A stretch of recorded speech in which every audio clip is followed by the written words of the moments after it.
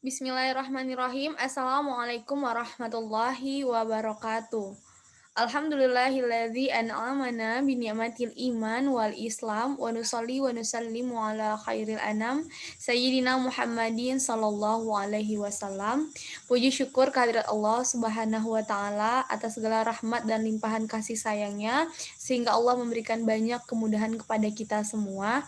Salawat dan salam tak lupa kepada junjungan alam Nabi besar Muhammad sallallahu alaihi wasallam bilafaz Allahumma sholli ala sayyidina Muhammad wa ala ali sayyidina Muhammad. Assalamualaikum ya Rasulullah, assalamualaikum ya Habibullah. Terima kasih kepada Ibu dosen pengampu mata kuliah Sejarah Islam Asia Tenggara, Dr. Ilmiati yang telah memberikan kesempatan kepada kami kelompok 7 untuk mempresentasikan hasil makalah kami yang berjudul Sejarah Islam di Singapura. Adapun kami dari kelompok 7 yang beranggotakan saya sendiri, Iis Aisyah Solihat dan Yofi Febriani. Dan materi pertama akan langsung saya yang menyampaikan. Adapun materinya dari awal ya slide-nya. Ini slide yang keberapa nih?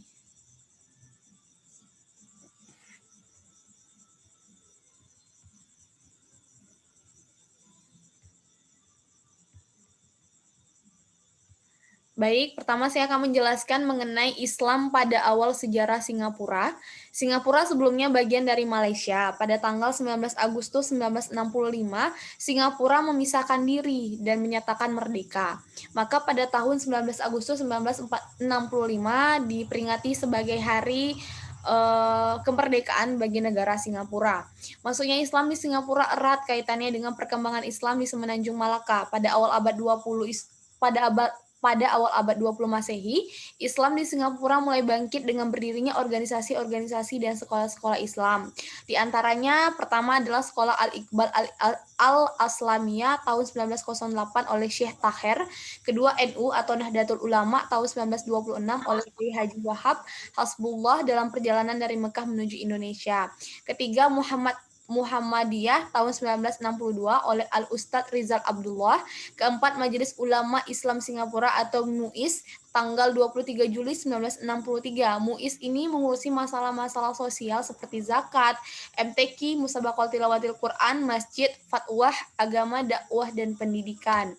Kemudian ada pun Islam di Singapura pada masa kolonialisasi, kejatuhan Malaka oleh serbuan Portugis pada tahun 1511 yang disertai oleh mundurnya para Sultan Malaka ke selatan Johor merupakan awal kemunduran dan kehancuran wilayah Singapura. Maka Singapura pernah dijajah oleh Portugis pada tahun 1511. Inilah merupakan masa kemunduran negara ini. Kemudian pada selama sekitar 135 tahun, kolonialisasi Portugis di Malaka yang tercatat sejak tahun 1511, lalu kebijakan tersebut ditaklukkan oleh kolonial tampak cenderung menjatuhkan dan mencegah penyebaran Islam di negara tersebut. Nah, penghambatan perkembangan dagang Muslim juga menjadi salah satu kecenderungan runtuhnya agama Islam pada masa ini. Lalu kemudian Singapura berada di bawah kekuasaan Inggris pada saat itu. Pendudukan Inggris di Singapura tidak terlepas dari usaha Stanford Raffles yang kemudian diangkat sebagai bapak pendiri Singapura. Nah, Stanford Raffles merupakan salah satu pahlawan yang juga merupakan tokoh yang besar peranannya terhadap kemajuan dan kemerdekaan negara Singapura. Raffles berhasil menjadikan Singapura sebagai pelabuhan bebas dan pasar internasional di Asia Tenggara hingga saat ini. Nah, kota ini juga menjelma sebagai kota transit jalur perdagangan antar India dan Cina, serta menjadi pintu masuk bagi kawasan Asia Tenggara. Nah, berbagai barang perniagaan yang ada pada jalur perdagangan di Singapura seperti sutra, keramik, candu atau opium, kerajinan, emas, berlian, dan sebagainya dengan mudah bisa kita dapatkan di negara ini. Lalu kemudian berlanjut daripada masa kejayaan yang diraih oleh Raffles, bahwa pada abad ke-19 tarekat Naksabandia telah berkembang di Singapura. Nah, tarekat ini juga yang merupakan salah satu tarekat terkuat dan mayoritas yang digunakan pada mayoritas Muslim di negara Singapura. Lalu kemudian kota ini sebagai pusat komunikasi dan kegiatannya juga sering diikuti oleh para Muslim di Singapura. Meski demikian, tidak dijumpai jamaah tarekat Naksabandia yang mapan dan menetap di Singapura. Pada tahun 1889, Konsul Belanda di Singapura melaporkan bahwa jumlah pengikut Naksabandia menunjukkan peningkatan yang pesat atau yang maju. Nah, mereka ini berjumlah lebih kurang 500 dari keseluruhan penduduk Muslim yang berjumlah 35.000, artinya hampir eh, hampir 70% daripada penduduk Muslim di negara Singapura memiliki atau mengikuti tarekat Naksabandia. Nah, kebanyakan dari mereka adalah Melayu Singapura dan pendatang dari Jawa. Lalu kemudian konsul tersebut mengkhawatirkan gejala fanatisme dan memberitahukan gubernur Singapura yang kemudian memang melakukan penyidikan. Nah, sebagai akibatnya jumlah pengikut tarekat Naksabandia tersebut semakin menurun atau berkurang hingga saat ini. Lalu berikutnya materi selanjutnya akan dilanjutkan oleh Yofi Febriani. Kepada Yofi, saya persilakan.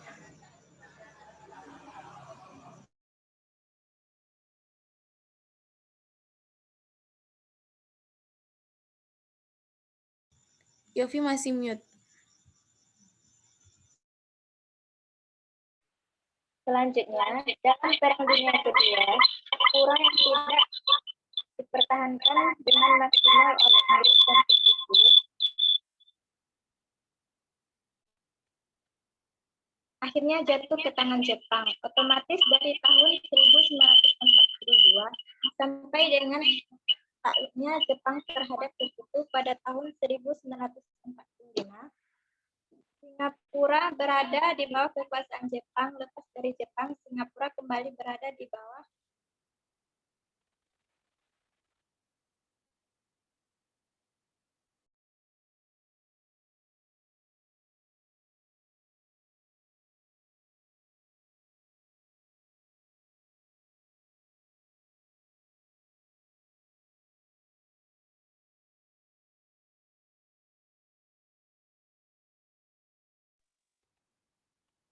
Selanjutnya, lepas dari Jepang, Singapura kembali berada di bawah kekuasaan kolonial Inggris, lalu bergabung dengan Malaya dalam bentuk federasi.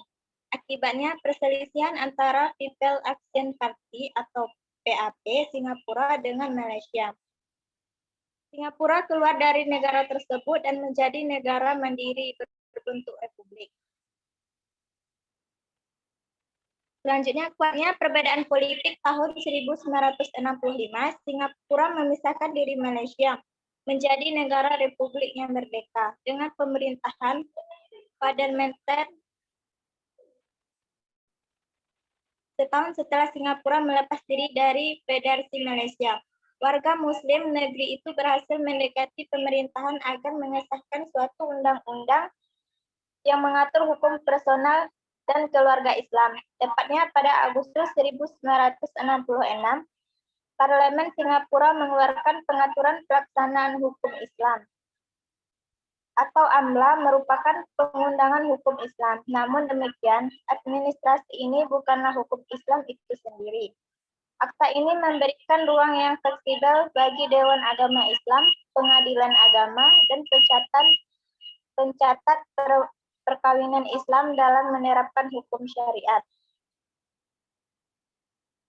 Pada tahun 1968 dibentuk pula sebuah badan yang dikenal dengan Majelis Ulama Islam Singapura atau MUIS sebagai sebuah badan hukum untuk menjadi penasihat Presiden Singapura dalam hal-hal yang berkaitan dengan agama Islam.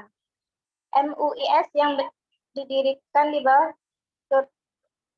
ketentuan AMLA antara lain berwenang untuk mengatur administrasi hukum Islam di Singapura seperti mengumpulkan zakat mal dan zakat fitrah, pengaturan perjalanan ibadah haji, mengorganisir sekolah-sekolah agama, mengelola masjid, serta memfungsikan sebagai tempat dakwah dan kegiatan masyarakat Muslim lainnya, serta memberikan beasiswa bagi pelajar Muslim. Di samping itu, Majelis Ulama ini juga berwenang untuk mengeluarkan fatwa terkait dengan pengelolaan masjid Sebelum tahun 1968, masjid-masjid dibangun oleh masyarakat Muslim setempat. Ketika Majelis Ulama Islam Singapura atau MUIS berdiri, lembaga ini mengambil alih tanggung jawab dalam membangun dan mengelola kegiatan masjid. Saat ini terdapat sekitar 70 buah masjid di Singapura. Kebangkitan dan perkembangan Islam di Singapura. Sejak menjadi negara tersendiri, Singapura tumbuh menjadi salah satu negara maju di dunia dengan pertumbuhan perekonomian yang amat pesat, dengan jaringan perdagangan yang luas. Kini Singapura telah menjelma menjadi satu dari segelintir kecil negeri-negeri kaya di bumi. Pendapatan per kapitaan menyamai negara-negara kaya di Eropa Barat. Pelabuhannya menjadi pelabuhan tersibuk di dunia. Demikian juga Bundar udaranya mampu melayani sekurang 67 maskapai penerbangan komersial.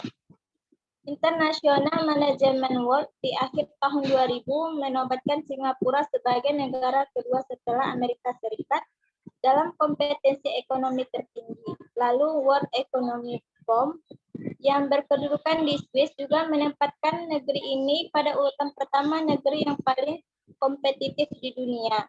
Ujian juga datang dari Economic Intelligence Unit yang menegaskan Singapura sebagai salah satu dari 10 negara dunia yang memegang kendali bisnis global. Saat ini, Singapura merupakan negara paling maju di antara negara yang tetangga di kawasan Asia Tenggara. Akan tetapi, Islam relatif kurang berkembang di negara ini. Baik bila dibandingkan dengan sejarah masa lalunya sebelum abad ke-20. Namun, bila dibandingkan dengan perkembangan Islam di negara lainnya, di kawasan Asia Tenggara, umat Islam di Singapura seakan tidak terdengar gaungnya dan relatif tidak terlihat kiprahnya dalam wacana keislaman di Asia Tenggara. Bisa jadi salah satu penyebabnya adalah karena Muslim negeri ini yang mayoritas.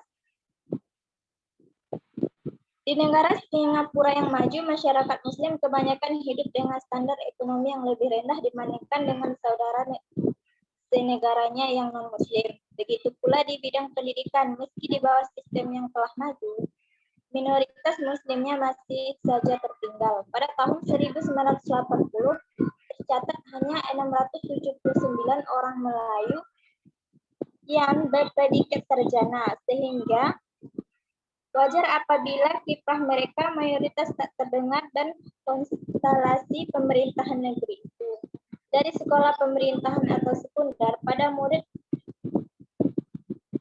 murid belajar di gedung-gedung yang sudah tua, dengan fasilitas terbatas dan guru-guru yang kurang berkompeten.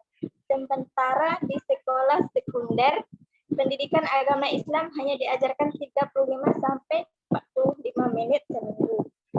Menyadari kelemahan dan kekurangan pada bidang pendidikan formal agama Islam di suatu sisi dan kebutuhan Muslim Singapura untuk meningkatkan standar hidup melalui pendidikan di sisi lain, maka pada bulan Agustus 1981 bentuklah sebuah majelis pendidikan anak-anak Islam atau MENDAK.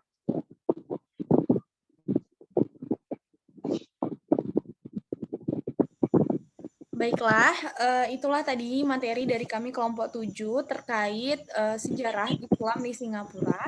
Kepada teman-teman yang ingin bertanya, silakan komen di kolom komentar. Nanti akan kami jawab setiap pertanyaan yang diberikan. Terima kasih telah atas atensi dan partisipasi dari teman-teman semua.